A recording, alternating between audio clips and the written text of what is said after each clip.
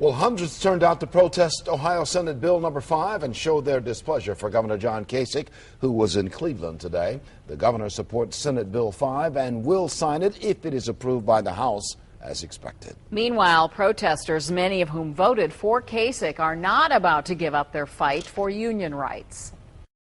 This is an attack on all workers. We're going to fight this thing till the end. It's never too late in this country. As long as we believe and fight, it's never too late. Kasich contends while the state doesn't greatly benefit from Senate Bill 5, cities and taxpayers do.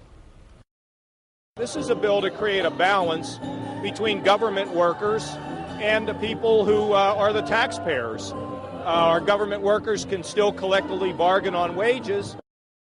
News Channel 5's John Kasich joins us now. And John, many people are wondering why Kasich's first stop after the Senate approved SB 5 would be in Ohio's most pro-union city. You know, Lee, I think you just kind of touched on it for the simple reason that when you remove the personal side of the SB 5 argument, it's cities like Cleveland on the financial side that will benefit most from the cost reductions supporters say will come from this bill. According to an analysis done by the State Office of Collective Bargaining, if Senate Bill 5 was in effect already, the savings from three key provisions in the bill would be $1.3 billion this year. The state's share of that would have only been $200 million. But the savings at the local level would have been $1.1 billion. For nearly 3 decades, collective bargaining has taken critical decision-making authority away from our public employers and therefore the taxpayers. But authority the police and fire argue will be taken away from them is their ability to fight over staffing on fire trucks, say, or the number of officers in a patrol car. I should have the right to stand up and ask for things that could save my life. In addition, they fear they no longer will have a bargaining say on safety equipment. You cannot have a low bid vest that you purchase and everybody wears the same vest.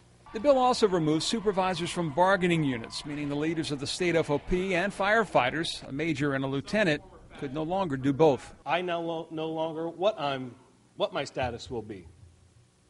Major McDonald now does not know what his status will be. I wish somebody could answer that question. A lot of questions for sure. And based on conversations I had with senators yesterday, this would have been a wider margin of victory if Ohio had removed police and firefighters from this bill like Wisconsin did last month. And that includes Senator Tom Patton, who told me he very much had his son on his mind when he voted against his party and the bill yesterday.